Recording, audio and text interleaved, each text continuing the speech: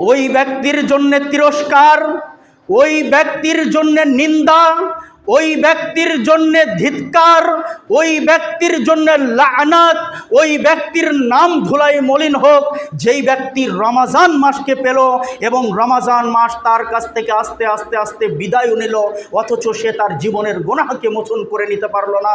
সেই ব্যক্তির জন্য তিরস্কার, সেই ব্যক্তির জন্য লানাত, সেই ব্যক্তির জন্য ধিক্কার, সেই ব্যক্তির নাম ধুলাই মলিন হয়ে যাক।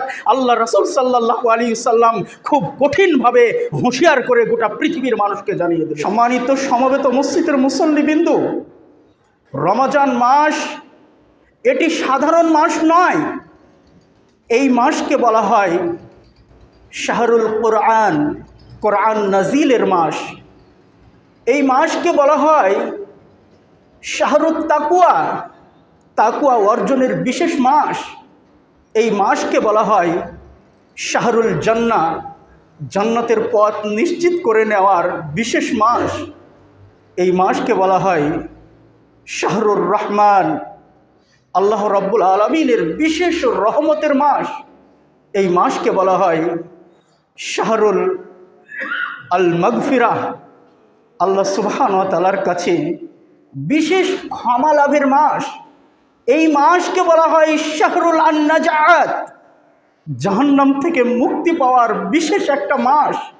এই মাসকে বলা হয় শাহরুল আশ-শাফাআত, আখিরাতে শাফাআত পাওয়া যাবে এমন কর্ম সাধনের একটি বিশেষ মাস হলো এই রমজান মাস। সম্মানিত সমবেত মসজিদের মুসল্লিবৃন্দ, এত সৌভাগ্য, এত সুসংবাদ একত্রিত হয়েছে, এমন মাস পাওয়া কঠিন বিধায় সুতরাং আমরা যারা আমাদের জীবনে এই মাসকে পাব, সত্যি আমরা সৌভাগ্যবান, আমরা ধন্য, আমরা আল্লাহ সুবহানাহু ওয়া তাআলার নৈকট্য পাওয়ার কাছাকাছি পৌঁছে গেছি। সৌভাগ্যবান প্রকৃতপক্ষে হব যদি এই রমজানকে আমরা কাজে লাগাতে পারি, যদি এই রমজানকে আমরা কাজে লাগাতে পারি। সাহাবা একরাম রাদিয়াল্লাহু আনহুর মতন আদর্শ গড়ে তুলব।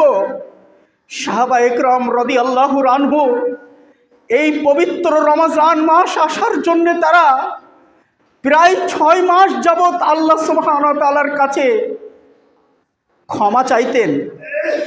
রমজান মাস পাওয়ার পরেও হয়তো আমাদের কিছু ভুল ত্রুটি হয়েছে, রমজানের বিশেষ সিয়াম পিয়াম, বিশেষ ইবাদত হয়তো কোনো রকমের ঘাটতি রয়েছে, এগুলোকে পরিপূর্ণ করে নেওয়ার জন্য তারা আল্লাহ সুবহানাহু ওয়া তাআলার কাছে 2 হাত তুলে ক্ষমা চাইতেন, কান্না করতেন।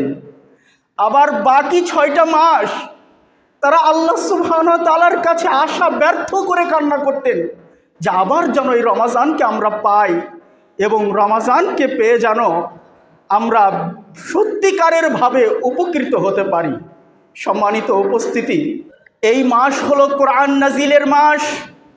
আল্লাহ সুবহানাহু ওয়া তাআলা তিনি তার পবিত্র কোরআন মাজিদের মধ্যে বলছেন শাহরুর রমাদান আল্লাযী উনজিলা ফীহিল কোরআন। এ হলো সেই মাস যেই মাসে আমি আল্লাহ সুবহানাহু ওয়া তাআলা এই পবিত্র গ্রন্থটিকে অবতীর্ণ করেছি। এ হলো সেই মাস যেই মাসে আমি আল্লাহ সুবহানাহু ওয়া তাআলা এই পবিত্র কোরআন মাজিদকে অবতীর্ণ করেছি। অতএব কোরআনের অনুশীলন, কোরআনের চর্চা, কোরআনের শিক্ষা, কোরআনের ইলম সব মাসেই হবে, কিন্তু নবী সাল্লাল্লাহু আলাইহি ওয়াসাল্লামের সুন্নাত অনুযায়ী রমজান মাসের তুলনামূলক বেশি হবে। বিখ্যাত সাহাবী আব্দুল্লাহ ইবনে আব্বাস রাদিয়াল্লাহু আনহু, যাকে বলা হয় রাইসুল মুফাসসিরিন, মুফাসসিরদের তাফসীর কারকদের সর্দার যাকে বলা হয়, যার জন্য আল্লাহ রাসূল সাল্লাল্লাহু আলাইহি ওয়াসাল্লাম স্পেশালভাবে দোয়া করেছিলেন যে আল্লাহ তুমি ইবনে আব্বাস রাদিয়াল্লাহু আনহুকে দ্বীনের হিকমা, কোরআন মাজিদের সঠিক জ্ঞান দান করো। সেই আব্দুল্লাহ ইবনে আব্বাস রাদিয়াল্লাহু আনহু হাদিস বর্ণনা করছেন, সহিহ বুখারীর হাদিস, যে প্রতি রমজানে আল্লাহ রাসূল সাল্লাল্লাহু আলাইহি ওয়াসাল্লামের কাছে জিবরিল আলাইহিস সালাতু সালাম আগমন করতেন। আগমন করে আগমন হয়ে নাজিল হওয়া অংশটুকু একে অপরে পাঠ করে শোনাতেন এবং শুনতেন।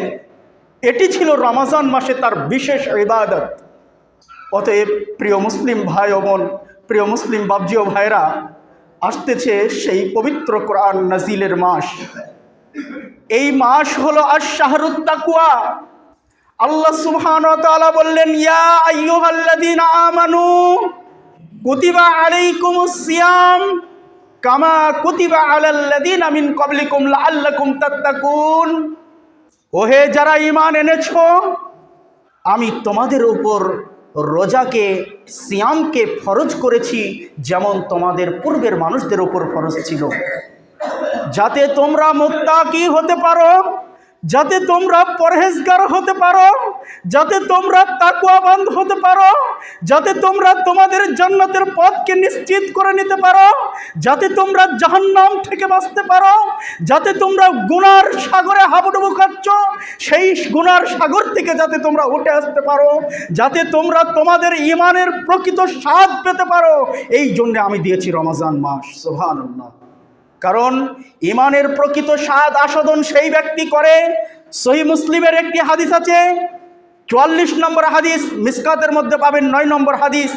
রাসূল সাল্লাল্লাহু আলাইহি ওয়াসাল্লাম বলতেছেন, যাকাত আমাল ঈমান, ওই ব্যক্তি ঈমানের প্রকৃত স্বাদ আস্বাদন করেছে, ওই ব্যক্তি ঈমানের প্রকৃত স্বাদ পেয়েছে। মান রাদিয়া বিল্লাহি রাব্বাও, যেই ব্যক্তি আল্লাহ সুবহানাহু ওয়া তাআলাকে রব হিসাবে পেয়ে সন্তুষ্টি হয়েছে, ওয়াবিল ইসলামে দীনান, এবং যেই ব্যক্তি ইসলামকে দিন হিসাবে পেয়ে সন্তুষ্টি হয়েছে, ওয়াবি মুহাম্মাদিন রাসূলান, এবং যে ব্যক্তি মুহাম্মদ সাল্লাল্লাহু আলাইহি ওয়াসাল্লামকে রাসূল হিসাবে পেয়ে সন্তুষ্টি হয়েছে। সহিহ মুসলিমের হাদিস 44 নম্বর এবং মিসকাতের মধ্যে পাবেন 9 নম্বর হাদিস।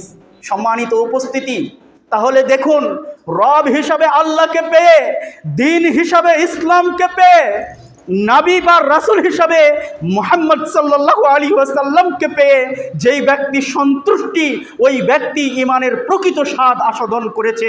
এই জন্য আল্লাহ সুবহানাহু ওয়া তাআলা বললেন, ইয়া আইয়ুহাল্লাযীনা আমানু কুতিবা আলাইকুমুস সিয়াম কামা কুতিবা আলাল্লাযীনা মিন ক্বাবলিকুম লাআল্লাকুম তাত্তাকুন।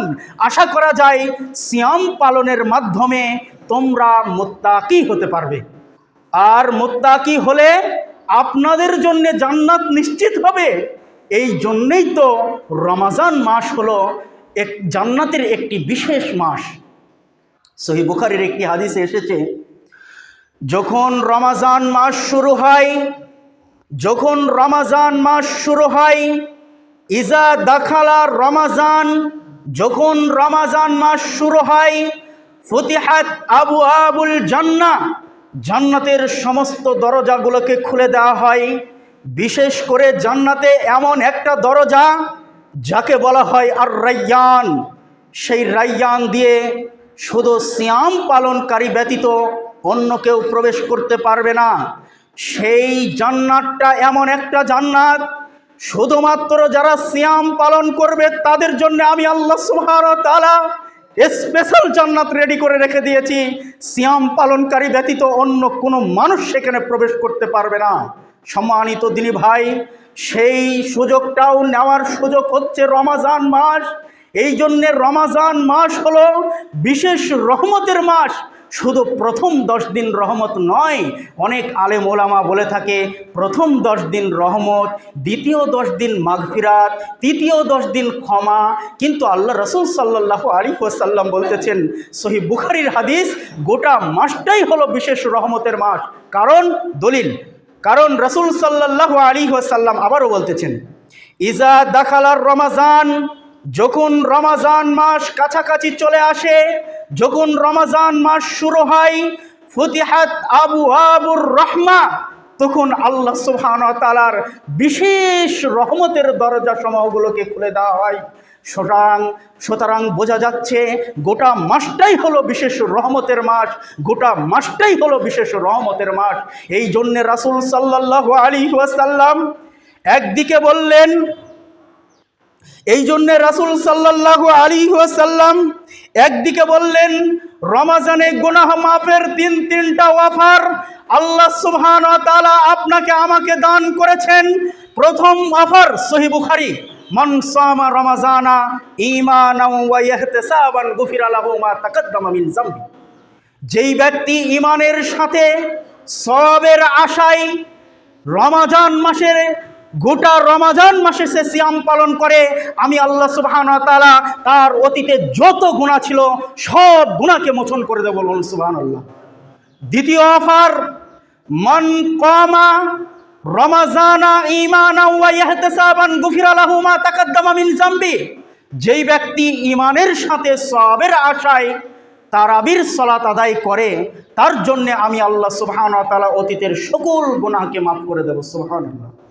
তৃতীয় অফার, মান কামা লাইলাতুল কদরি ঈমানান ওয়া ইহতিসাবান গুফিরা লাহু মা তাকাদ্দামা মিন যামবি। যেই ব্যক্তি রমাজানের শেষ দশকে লাইলাতুল কদরের রাত্রে উদ্দেশ্যে রাত্রে জাগরণ করে ঈমানের সাথে সওয়াবের আশায়, ওই ব্যক্তির সকল গুনাহ খাতাকে আমি আল্লাহ সুবহানাহু ওয়া তাআলা মোচন করে দিই। সম্মানিত বাপজি ও ভাইরা, তাহলে বোঝা যাচ্ছে এই মাসটা হলো বিশেষ ক্ষমা চাওয়ার মাস, এই মাসটা হলো বিশেষ ক্ষমা নেওয়ার মাস। এই জন্যে আল্লাহ রাসূল সাল্লাল্লাহু আলাইহি ওয়াসাল্লাম খুব কঠিনভাবে বলেছেন, আল্লাহ রাসূল সাল্লাল্লাহু আলাইহি ওয়াসাল্লাম খুব কঠিনভাবে বলেছেন, রাগিমা আনফু রজুলিন মান দাখালা আলাইহির রমাজান ফানসালাখা ক্বাবলা আন ইয়াগফিরা লাহ। যেই ব্যক্তি, ওই ব্যক্তির জন্য তিরস্কার, ওই ব্যক্তির জন্য নিন্দা, ওই ব্যক্তির জন্য ধিক্কার, ওই ব্যক্তির জন্য লাআনাত, ওই ব্যক্তির নাম ধুলাই মলিন হোক, যেই ব্যক্তি রমাজান মাসকে পেল এবং রমাজান মাস তার কাছ থেকে আস্তে আস্তে আস্তে বিদায় নিল, অথচ সে তার জীবনের গুনাহকে মোচন করে নিতে পারল না, সেই ব্যক্তির জন্য তিরস্কার, সেই ব্যক্তির জন্য লানাত, সেই ব্যক্তির জন্য ধিক্কার, সেই ব্যক্তির নাম ধুলাই মলিন হয়ে যাক। আল্লাহ রাসূল সাল্লাল্লাহু আলাইহি ওয়াসাল্লাম খুব কঠিনভাবে হুঁশিয়ার করে গোটা পৃথিবীর মানুষকে জানিয়ে দিলেন।